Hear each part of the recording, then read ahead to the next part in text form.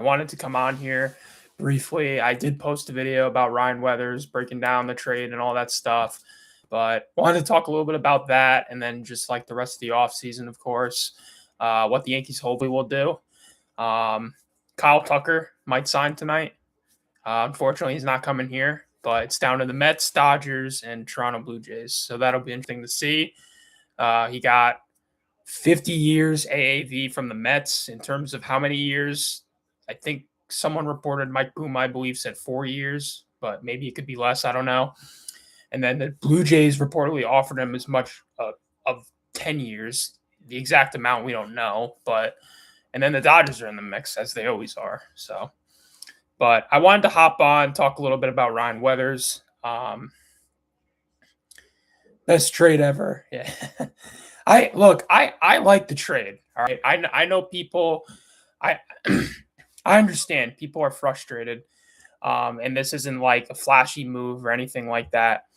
But I mean, you look at who Ryan Weathers is, and I've always known who he is, but like a lot of people don't know who he is, and it's totally valid because the guy hasn't pitched a lot, and the times he has pitched, for the most part, he hasn't been good. But you look at the underlying metrics, you look at his stuff.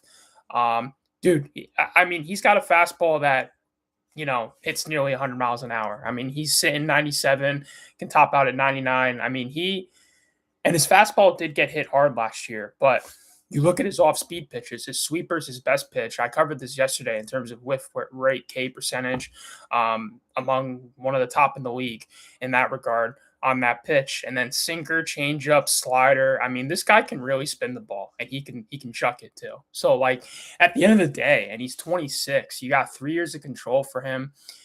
Yes, you did give up more in terms of prospects than I originally thought when I heard the news broke, but again, like everybody the Yankees gave up, it wasn't a top 10 prospect. Neither of these guys that they gave up have a chance of cracking our big league roster like anytime soon. So it's fine. Like these guys, these were not guys I'm losing sleep over that we departed with. I mean, Dylan Lewis, nice prospect. Brennan Jones, nice prospect. But at the end of the day, like it was kind of obvious they were getting traded this winter, especially when Cashman, floats their name out and about and talks them up. I mean, we saw that last year with Caleb Durbin in the Devin Williams trade. So let me get to some questions here. I yearn for Peralta. Kanan, I agree with you. I want Freddie Peralta really, really bad. I think he'd be the perfect fit. Yes, it is a 1-year rental, and I'm kind of hesitant with 1-year rentals because, everything with Soto and just in terms of the cost, he's going to cost a lot, but the Yankees are in a win now mode, folks. I mean, you have Aaron Judge in the prime of his career, and that's only a finite window. And then you have Cole coming back, but he's going to be older, and who knows how he's going to recover from the Tommy John. So, like, at the end of the day, you got to go all in, and even if that means, giving up with some prospects you don't want to give up. I mean, that's the cost of doing business. At the end of the day, you can't get any of these deals done if you don't want to part with anybody that is going to sting a bit. I mean, that's just how it happens. I mean, and then free agency, you can kind of make the same argument in terms of, you kind of have to sometimes go to lengths you don't want to go to.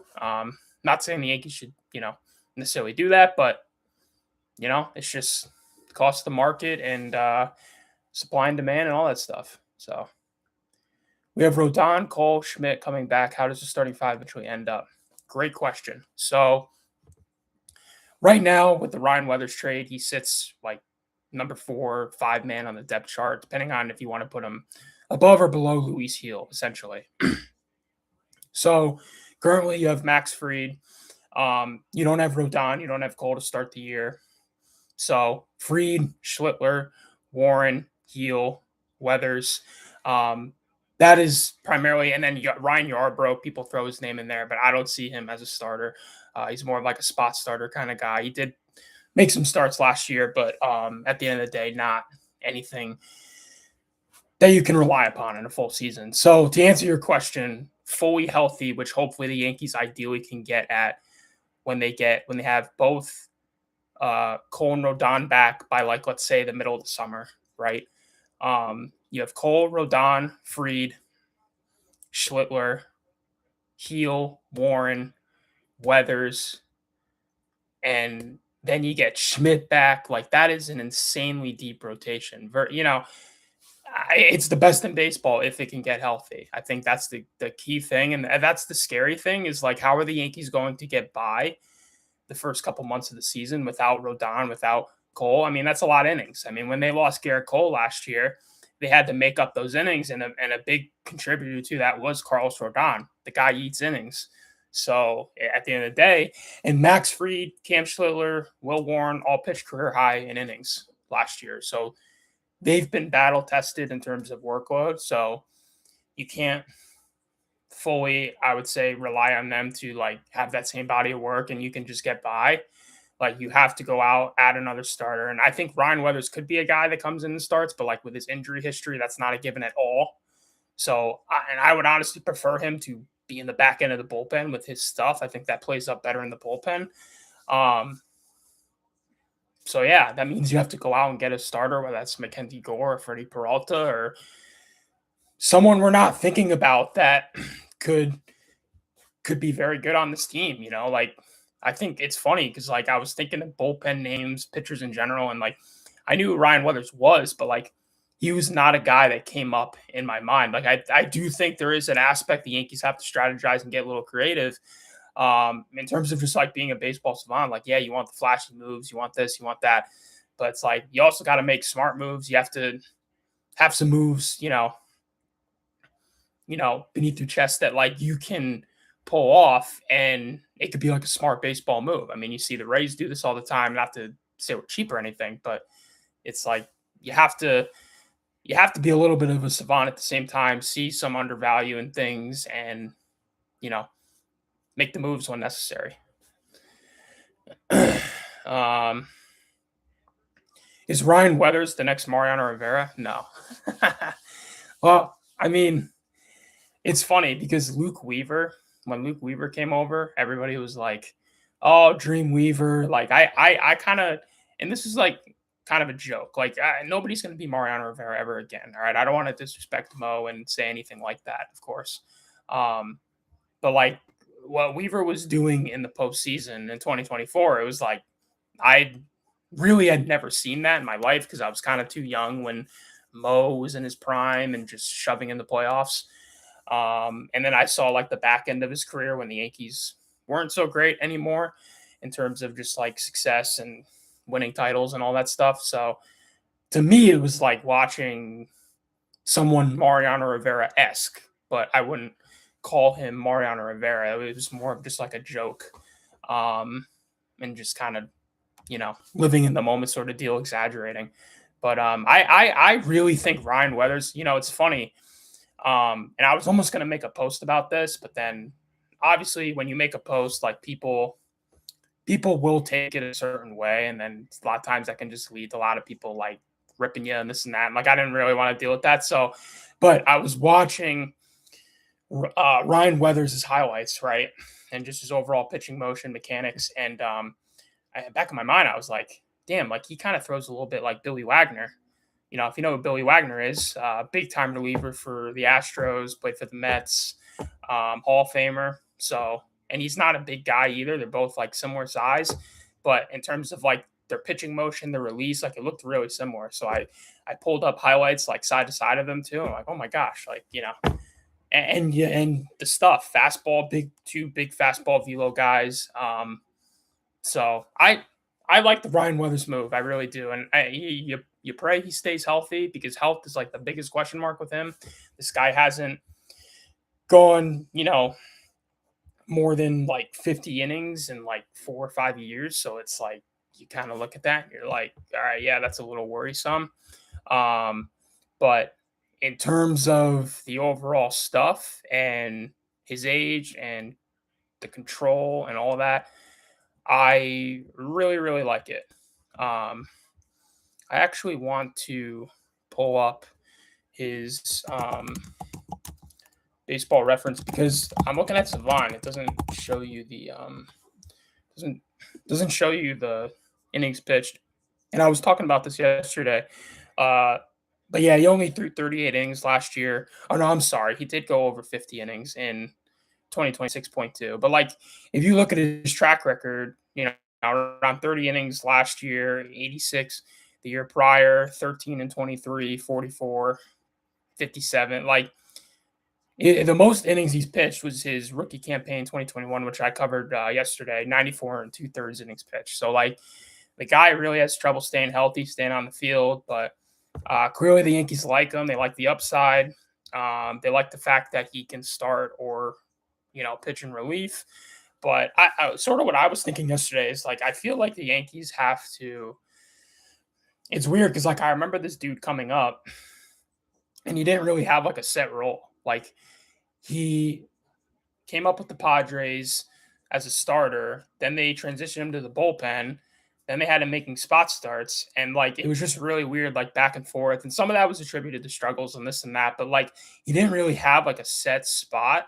And then he sort of dealt with that same thing when he went to the Marlins. Oh, all right, we're going to try him out as a starter. Oh, all right, now you're going to go to the bullpen. Maybe that has to do with the fact like he couldn't stay healthy and all that stuff. I get that, but it's like I feel like if you hope he's healthy and you want the best out of him, I feel like you have to give him a committed role. Like if you see him pitching in the pen, like, all right, he's a bullpen guy now. Like that's his full-time duty. Sort of like with Luke Weaver. Luke Weaver was kind of like that. He started, pitched out of the pen a little bit, like back and forth. Yankees got him. We're like, you are fully committed to the bullpen, dude. Like we are going to make you a reliever. Other guys, it's a little different. Like Michael King. Michael King came up as a reliever, a bullpen guy, middle relief guy, not a closer or anything. But and then he did so well, spring training, they were building him up, multiple innings, like, shit, man, this guy can start. And then that's, then he started opener games and this and that. And then it was turned into more progression of 4, 5, 6, 7 innings pitched, starts. So at the end of the day, I feel like that's like kind of the different directions you can go in. But I feel like the Yankees have to pick a direction and then stick to it. Like, I don't want to see him, all right, today he's in the bullpen, the next day he's going to be a spot starter like this and that. Like, I feel like you do have to have some consistency and some rhythm with these guys. And so they show up, they come to the building, they know what to expect, they know what the job is, and where they're expected to deliver. I feel like there is a benefit in that. So if the Yankees see him as a bullpen guy, which is kind of how I view him, more than a starter, I see his value more as a bullpen piece, especially since you only have one other lefty in Tim Hill. Then I feel like Yankees have to be fully committed to him being a bullpen guy. All right, he can come in the 7th, he can come in the 8th. He's not going to close. Obviously you're going to have David Bednar close, but he can be that middleman in between, Duvall, Hill, all those guys. Man, they got that pitcher from the Astros who throws hard. What's his name?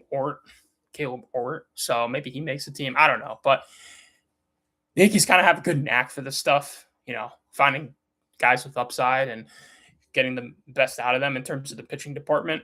So, but in terms of the rest of the Yankees offseason, I kind of just want to talk a little bit about Freddie Peralta and, everybody was saying, oh, Luis Gil in a deal.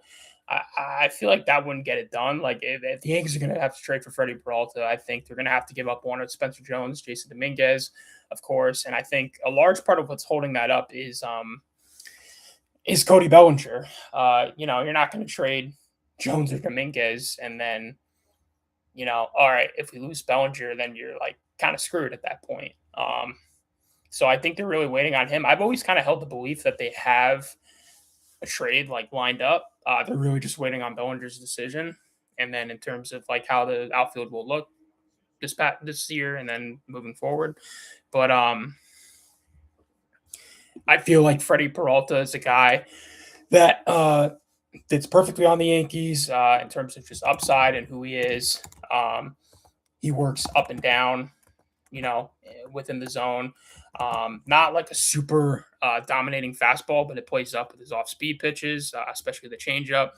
And he's a polished. What I like about him too is he's a polished pitcher. Like he's been around long enough to where he knows how to pitch like a veteran, how to establish the zone essentially. Changing eye levels and this and that. And I remember seeing that too when he pitched against the Yankees on opening day. Like even though, Yankees hit a couple home runs off him, Volpe, Wells, like he he looked dialed in, man. He was, moving the ball up, down, in, out. Um, and he's a guy, obviously in his walk year, the Brewers are not going to sign him long term.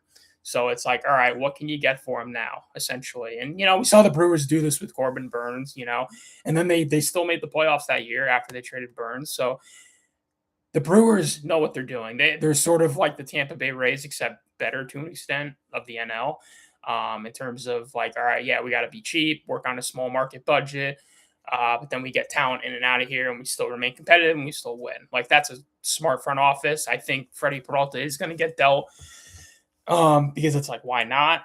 I mean, if you're not like, I understand why not in terms of, all right, you guys are still in this competitive window. You feel like maybe you can't, obviously win without this dude. I understand that, but like, how did you not have that same sentiment about Corbin Burns? Like Corbin Burns, when he was with the Brewers, like in his heyday, like he was, dominant ace, and then they traded him and went to the Orioles for a year. And I just, I feel like they know they're smart enough where they can trade him like they did trade Burns and still be fine, if not better off for it in the long run in terms of what they get back and this and that.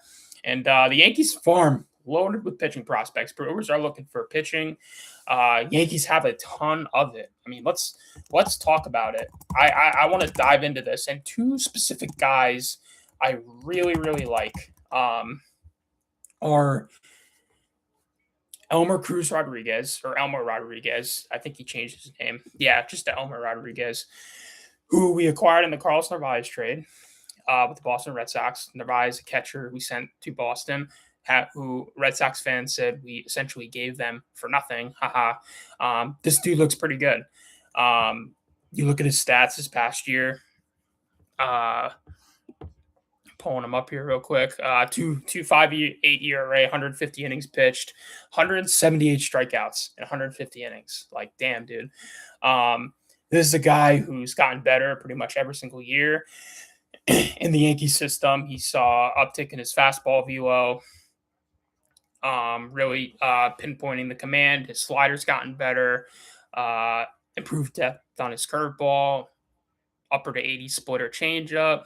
I mean, this guy could make an impact on the Yankees' big league roster in 2026 potentially if he keeps excelling at this rate. But I mean, you just look at everything, and then Carlos Lagrange. I want to talk about him. I don't know if I'm saying his name right. I don't know if I pronounce his name right. This is a guy I've been following for quite some time. I mean, he throws hard. 100 miles an hour, can top out 102, sits 97, 99. Had some command issues in the past year and last couple years, but he's gotten better with that in terms of his commands. The ERA sat around at 3 this year, but he obviously has the most upside of any pitcher in the Yankees farm, just off pure stuff. Like, okay, right-handed pitcher, throws 100 plus. You're immediately thinking like, okay, dominant closer, like righty version of Aroldis Chapman in his prime, right? So this is a guy I feel like could, going to Peralta trade, Rodriguez going to Peralta trade, and we've had analysts, insiders talk about this. Spencer Jones, same thing. And look, yeah, this is a hefty price to pay for a 1-year rental in Peralta, 29 years old. But again, you cannot make deals. I always like to ask myself, if I'm going to make a deal, I want to, on both sides of the aisle, be like, yeah, I do that. Yeah, I do that. Like, I don't want to let bias get in the way, and then I just offer like a really crappy deal that my favorite team benefits from. Like, I like to see it from both perspectives, if that makes sense. But Kyle Tucker to the Mets, was that announced? Or are you just saying that? I don't see anything saying that. I saw Steve Cohen's tweet. He said something like, "Let me know when you see smoke," something like that. Yeah. I mean, why would he tweet that though? If there was not like, is he just like playing around? It's kind of a weird thing to tweet though, like especially if you don't end up with Tucker. Like, I don't know if he's just kidding around, but like, I don't know, strange.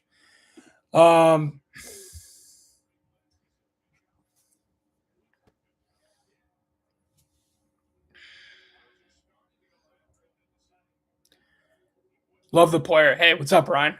Love the player. Trust the pitching staff to find the right role for him, whether that be a fifth starter or bullpen guy. I think the staff could transfer there. What about the prospects? Oh yeah, dude. How's it going, Ryan? By the way, nice to hear from you. Hope all's well. But to answer your question, I would say I I see him. I could see him starting, right? But in terms of the stuff and how that plays, the Yankees bullpen was awful last year. They didn't really have a setup guy, until they went out trade deadline, made some acquisitions. Duvall struggled a bit. Jake Bird got sent down; he was a disaster. I just really see like Ryan Weathers thriving in like a seventh or eighth inning role, sort of like in the role Luke Weaver was before he got promoted to closer in 2024. Like just be that guy that comes in the seventh or eighth inning and just provides that shutdown inning and can maybe go two or three if you need him to. At the end of the day, I see that is the role best for him. I feel like he's bounced around too much between starter and reliever, and I like his stuff better in the bullpen. I think it profiles better, and then also too with the injury concern, I don't want to ramp up so much on his innings when he hasn't had that bulk. He's never gone over 100 innings in his career. He's never hit 100 innings in his career, so it's like I don't want him to have that expectation. Okay, yeah, we have to throw this guy into the fire first 2 months of the year. Get 50, 60 plus innings pitched in him. I just think that's a little bit unrealistic. I'm a little bit more nervous about that in terms of the injury history. And then to answer your question about the prospects, look, Dylan Lewis, Brennan Jones are nice prospects. The other two guys, I've honestly, if I'm being completely honest, I've never heard of. I've heard they're nice prospects, but like the Yankees gave up 3 prospects in their top 30, but 2 of them were 15 and 16. And I think the third one was like ranked number 23. They didn't give up anybody in their top 10, which I'm happy about. And they got a 26-year-old left-handed pitcher, reliever / starter who can hit 100 miles an hour and is 26 years old and has 3 years left to control. Like, I think that's a pretty good deal. And in terms of what the Yankees gave up, that sort of makes sense, even though this guy has some risk attached to him and underperformance and this and that. So when you look at both sides of it, it makes sense. You can maybe even make the argument that the Marlins should have gotten more for this guy or should have kept him, because it's like 26 years old, 3 years of control, and like the world is his oyster sort of deal. How do you see the bullpen shaping up for the 7th, 8th, and 9th? Will they establish a closer or rotate it? I think David Bednar has earned the closer role. He came in at the trade deadline, and outside of that disaster game in Miami with all the new relievers, he was lights out. He really, took the closer role to heart, especially in that wild card series against Boston. Just lights out. So he is the closer. It's his job to lose essentially until proven otherwise. And I think you have Camilo Duvall in a setup role. He struggled when he came over last year, but showed promise, sort of like Weathers in terms of like just raw potential, upside with stuff. A big fastball guy, and can spin the ball too in multiple directions. So I would say Duvall setup, Bednar closer. You have Tim Hill. I think Tim Hill, could be like a 6th inning guy. You pair him up with Ryan Weathers, he could come in the 7th. Yankees got another couple bullpen guys. That guy Caleb Orr, we'll see how he is. Maybe he makes the team. So you're starting to formulate the bullpen. I think Ryan Yarbrough can be like the lawn man in the pen. If you have some pretty bad games or pretty good games, could eat some innings, but he's not like a sure firepower pitcher. So, and then I think there's some competition there. You have other guys like Yuri De Los Santos that showed some promise in this and that. So realistically, I feel like they do need another bullpen arm because, you have to look at all things considered. They lost Mark Leiter Jr., Ian Hamilton, Devin Williams, Luke Weaver. Who else am I missing? Loizaga, even though he doesn't pitch that much because he's always hurt. So it's like they have a lot of innings to make up, and you're starting to formulate how that bullpen's going to look. You look at the guys they brought in at the trade deadline, and then you look at the guys they brought in this offseason so far, and it starts to take shape. But I think they need more. I think they need another guy. One guy I do like from Tampa, Garrett Clevenger. He's really good, left-handed reliever. But they already have essentially Tim Hill and Ryan Weathers, so like you wouldn't have more than 2 relievers, I don't think, in your bullpen. So, but I would like another reliever. If Ryan Weathers is going to the bullpen, I'd like another reliever, and then I'd like a starter. And then I think the bullpen is kind of set from that standpoint. But I want to look at I want to pull up the projections for their bullpen. Jake Bird, who was horrible. My gosh. You hope maybe he could be a factor this upcoming year, but who knows? He was also terrible in AAA. Another guy, I was trying to think of his name. I remember watching briefly last year, Brent Hedrick. He showed some potential. There was some times he was called up. He was really dominant. He's good slider, above average fastball, so he's interesting. Oh, how did I forget this guy's name? Cade Winquist. Cade Winquist, another guy who I really like.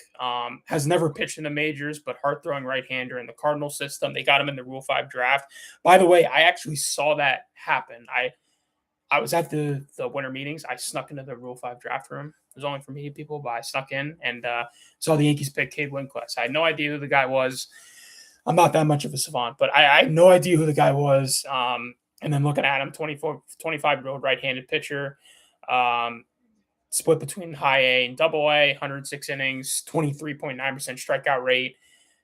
ERA is not great, 4, but he's like another one of those guys, like plus stuff. Has some kinks to work out.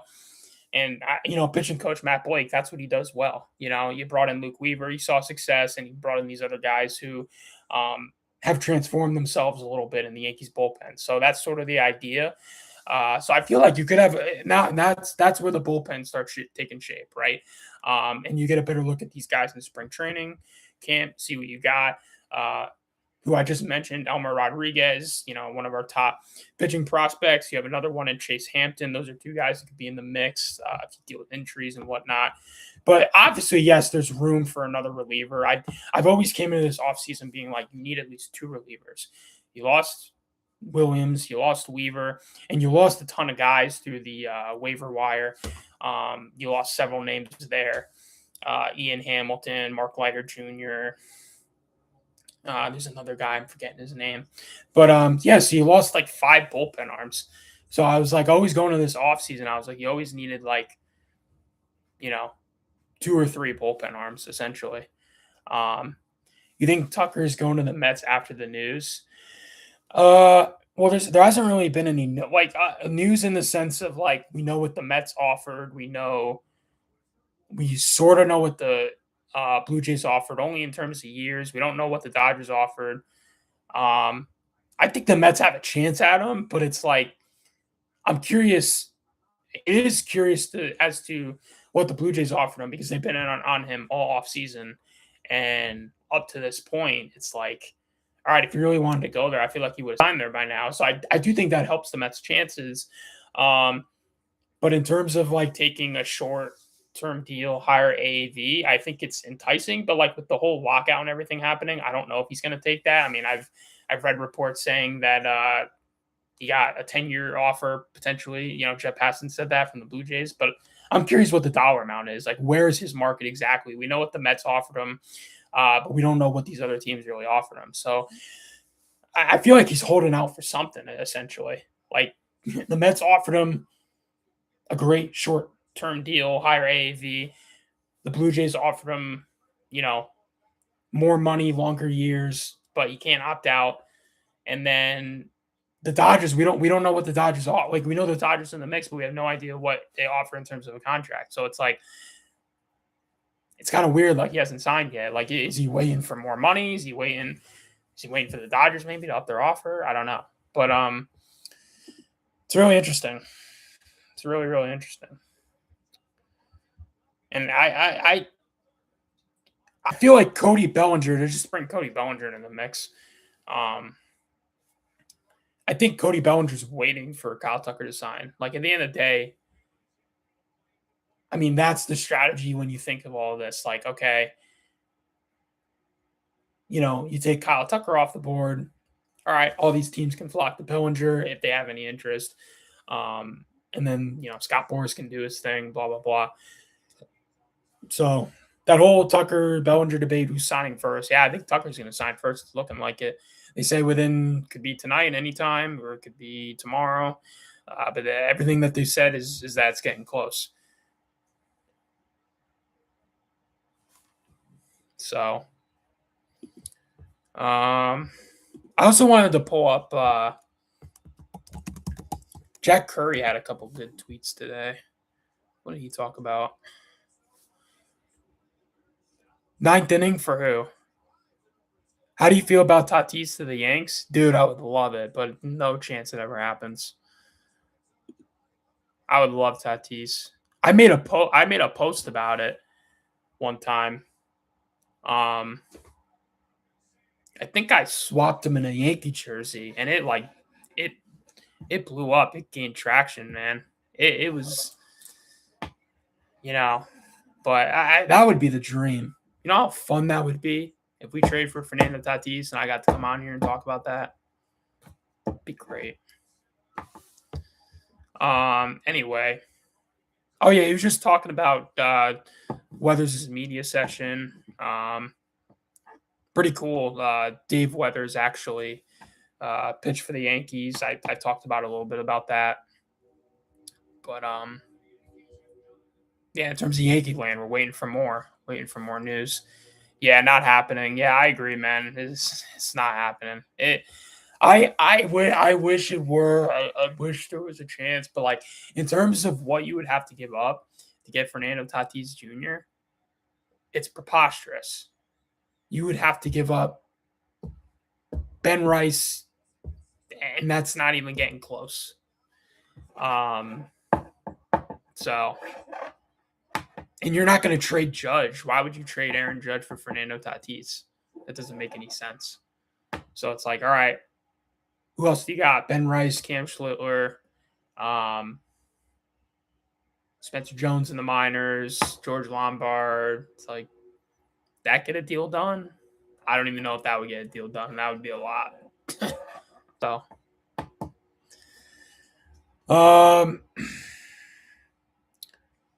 we appreciate the info, brother. Oh, thank you, man. Appreciate you. Let's go. Oh, no worries, Milo. Thank you for tuning in anyway.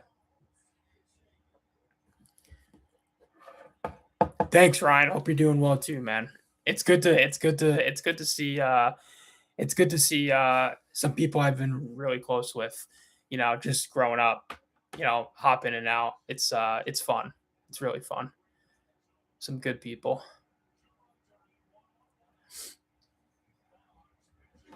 He's a prospect in a sense, so that makes total sense. Haven't seen his full potential yet. Yeah, I mean, I think you're talking about Weathers, but yeah, it's like, it's so funny. Like, people really don't even know who he is, not because so much. Okay, he hasn't really been good. He's had a lot of underperformances. The guy hasn't really stayed healthy. He, by ascension, like, he can't stay on the field. Like, he hasn't had 1 year where he's had a fully healthy year.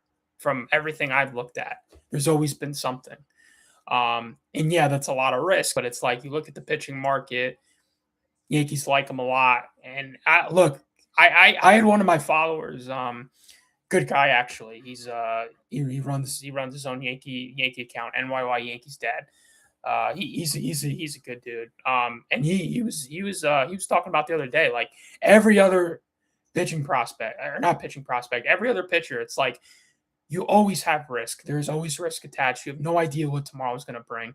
So sometimes you just got to say, screw it, and do the deal. And if the guy gets hurt, the guy gets hurt. And it sucks, but it's like, look at what happened with Garrett Cole. I mean, Garrett Cole, our ace, signed this dude to a long-term extension away from Houston, came off his best postseason performance of his life. And what happened after that? And then he gets hurt. It's just, you just never know. So you got to go in knowing the risks, and sometimes you got to, take a little bit more risk than originally perceived. That's how you do it, And if it pays off, it pays off. And this could be a guy that go in the pen, come out in huge moments in October. Like that's the way I see it. I mean, sort of like Luke Weaver. Like Luke Weaver, I remember when Luke Weaver came up, he was not good. And he kind of had that trajectory of middleman, starter, reliever, and like swing guy. And then he comes here, fixes a couple things, boom. He's this great pitcher outside of last year when he got hurt. And then he gets a nice, 2-year deal from the Mets. I mean, like, at the end of the day, like, that's what the Yankees prioritize in. And especially look at Cam Schlittler. Cam Schlittler, he went to Northeastern. He threw like not even 90 miles an hour. I think he threw like 89, touched 90 here and there. And then the Yankees drafted him. They drafted him kind of late. And they saw, hey, tall, skinny kid. There's some things we can work on with him mechanically. And then he comes up. He's this big game pitcher. He's like our Paul Skeens, essentially. I'm not saying he's better than Paul Skeens or anything, but I'm saying like he's basically like he came up. He's our Paul Skeens, this big dude, right-handed pitcher, throws gas, just can overwhelm you with his stuff. And it's like he kind of came out of nowhere. Like people didn't really see this. He had success in the minors, but nobody thought he was going to come up and do this. I wanted to go back to one question. Hey, sorry, Mike. Mike asks, who will be the Yankees' big signing? We can't be done with Weathers. I agree. I think big signing. I'm a little bit in between. It'll either be they re-sign Cody Bellinger, and they get that deal done, and they're not able to trade for a top end starter. Like that would be the big signing essentially. Not everybody would be totally thrilled with that because you're essentially running it back and then Bellinger's cost, but that's what would happen essentially. That's a possibility. Another option is in a perfect world, you retain Bellinger. You go out, you get a Freddie Peralta, Mackenzie Gore. Like those two side by side would be your big moves. Or the possibility remains that Bellinger walks. You go out and get a little bit more aggressive and trade for a starter like a Peralta or Gore. Or you use that money and maybe you go sign a Bo Bichette. I have been a big advocate of Bo Bichette on the New York Yankees for the longest time. I do not understand it. Everybody argues about defense, and I wanted to really good guy, by the way, that I've interacted with every now and then. Yankees content creator. He's called Yankee Source. Really good follow on X. He put out a tweet the other day that I screenshotted and posted on stories from. He said Yankee fans who sat through IKF, Eduardo Nunez, and Anthony Volpe would be perfectly okay with Bo Bichette at shortstop for a year. And I totally agree with that. We can live with Bo Bichette at short for a year defensively if we are bringing in a dude who is a plus bat, has hit his whole career consistent outside of 2024 where he was hurt most of the year, can hit leadoff, is a right-handed hitter. That how many boxes does that check off? Right-handed hitter, leadoff hitter, can hit for a high average, doesn't strike out a lot, comes up clutch in October. I mean, what are we doing here? And if you're going to tell me he's going to cost nearly what Cody Bellinger is asking for, then I think it's a no-brainer at this point.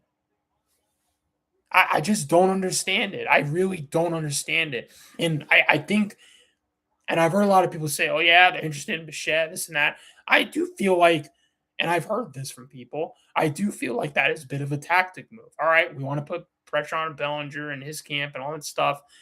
I just don't think they want to spend the money for Bo Bichette. I think they haven't given up on Anthony Volpe. I think that's a big part of it. They don't want to spend the money on him, and they don't want to give up on Volpe because if you sign Bo Bichette, you bring in Bo Bichette in here. You have Bo Bichette, Jose Caballero, Volpe's gone.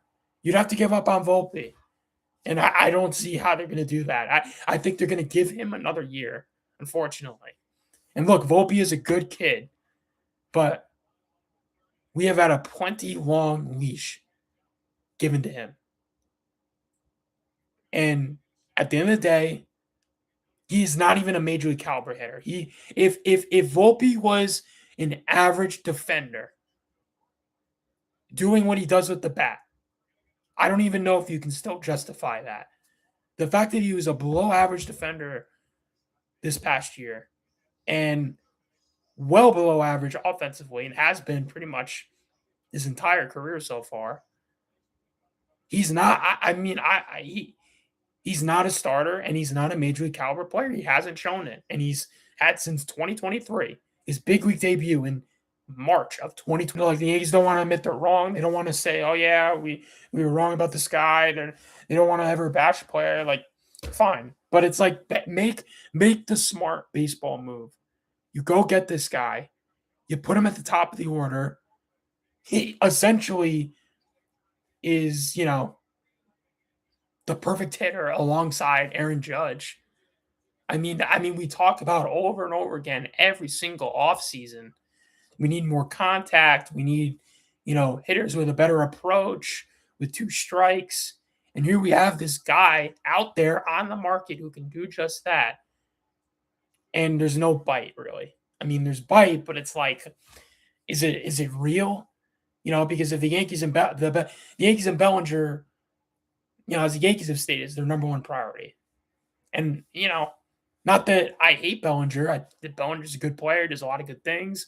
But it's like, if I'm comparing him and Bo Bichette, like want versus need, I kind of want Bo Bichette. Like, Yankees have not had a leadoff hitter in Aaron Judge's tenure at all. Trent Grisham had a great year. Not a leadoff hitter. I'm sorry. Until proven otherwise. So.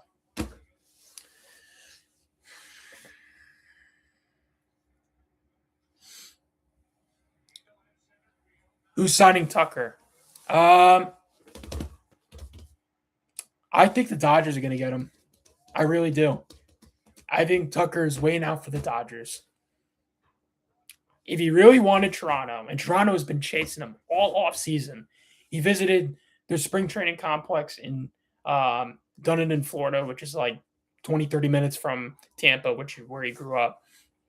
They offered him reportedly a long-term deal that could be upwards of 10 years, according to Jeff Passan. We've heard Tucker to Toronto all offseason, and I think there's a very legitimate chance he just does not want to go there. Or if it's a long-term offer, it's just not what he was expecting. And then that would maybe entice him to take a shorter-term deal. So I look at this rate. I think he's going to go to the Dodgers. I think the Dodgers are just lying in wait.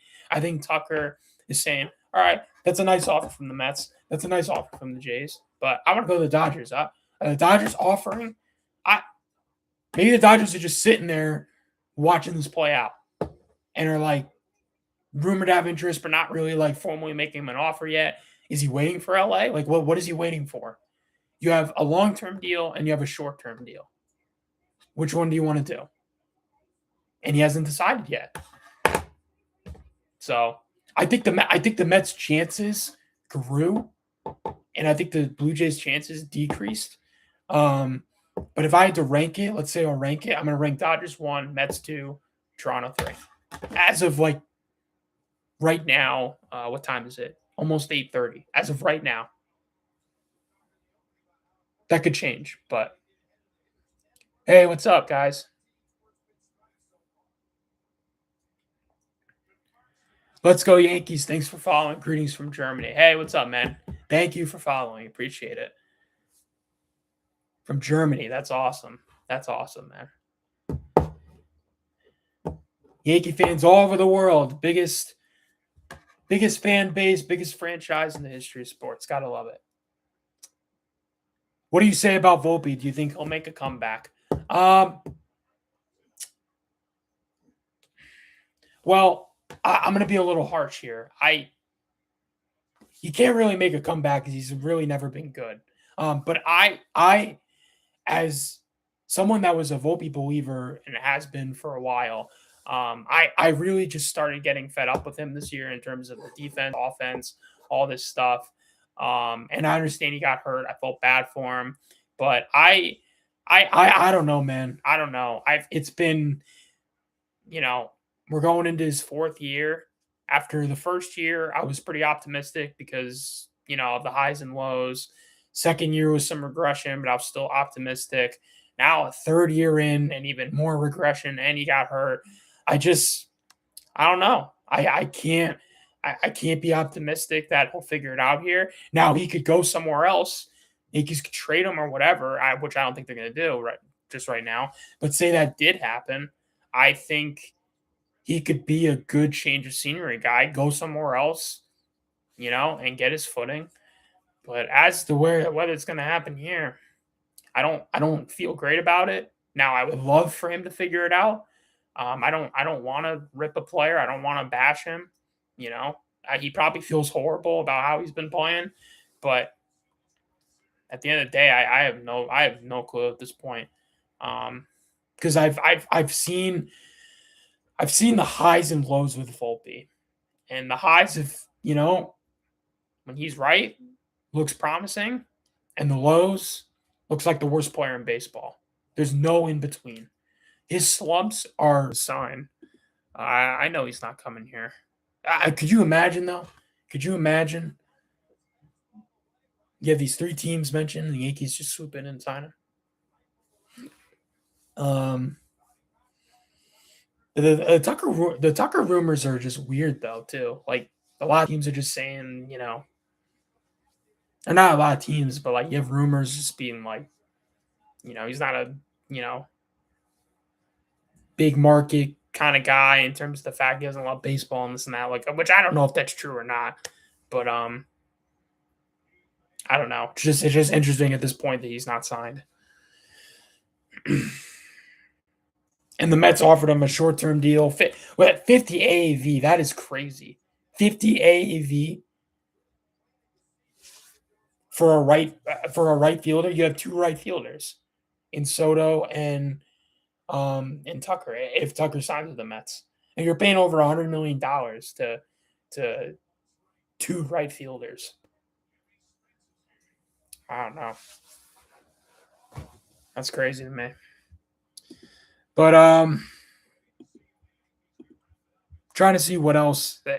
There's really not a lot to talk about in Yankee land, and it sucks because, like, I think I'm overextending in terms of like how I'm hyping up like this move, but which I like. But it's like I agree with the consensus. Like, this can't be the move. The Yankees have to do a lot more. At the very least, possibly bring back Cody Bellinger and then add a starter. I would like to add another reliever in here, one that's established. And so, yeah, that's about it. I think I'm going to hop off the live now, but I just wanted to briefly come on, talk about Ryan Weathers, talk about the Yankees. And if we have any other news, Kyle Tucker, I'm not going to go live for that unless it breaks right now. But, I'll probably briefly talk about it on stories or whatever, and then that'll be that. But thank you guys for tuning in, and let's go Yankees. Have a good night, everybody.